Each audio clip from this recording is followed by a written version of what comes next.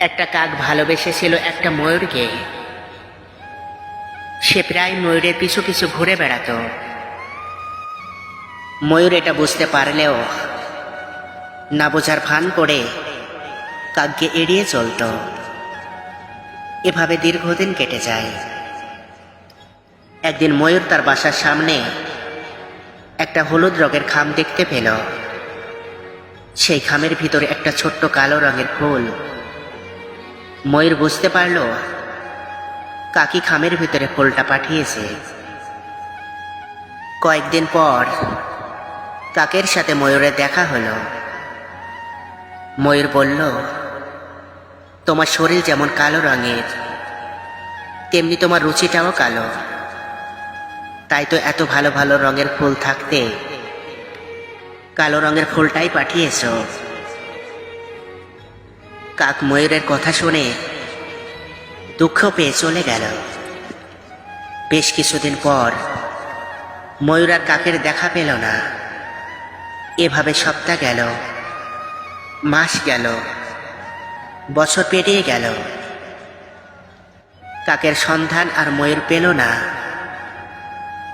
অবশ্যই ময়ূর কাককে খোঁজার চেষ্টা করেনি কখনো।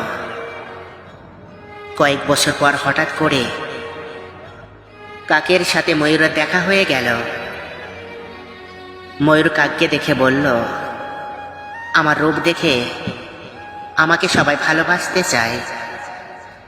তুমিও তো ভালোবাসতে চেয়েছিলে, তবে কেন আমাকে জয় করার চেষ্টা করলে না? কাক জবাব দিল, তোমার সাথে জীবনে একদিনে আমার কথা হয়েছিল। তুমি যতদিন আমার সঙ্গে কথা বলনি ততদিন মনে হয়েছিল সুন্দর রূপের আড়ালে একটা সুন্দর মনও লুকিয়ে আছে।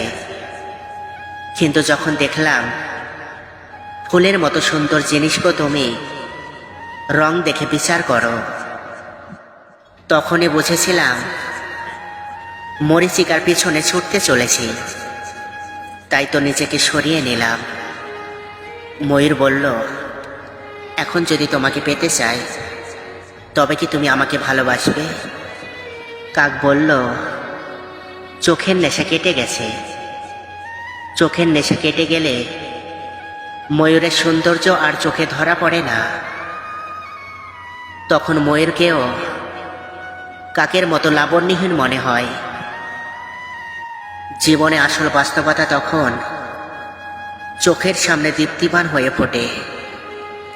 এই বাস্তবতা সঠিক পথের নেশা দেয়। বাস্তবতাকে ভুলে গিয়ে আবেগে গা ভাসলে দিশাহীন নাবিকের মতোই অথৈ সাগরে ডুববে। কাক ও ময়ূর বিপরীত দিকে হাঁটতে শুরু করলো। ধীরে ধীরে দুজন দুজনার থেকে দূরত্ব বাড়াতে লাগলো। এই দূরত্ব যত বাড়বে জীবন নামক সমুদ্র থেকে তারা তত বেশি মুক্তা সংগ্রহ করতে পারবে।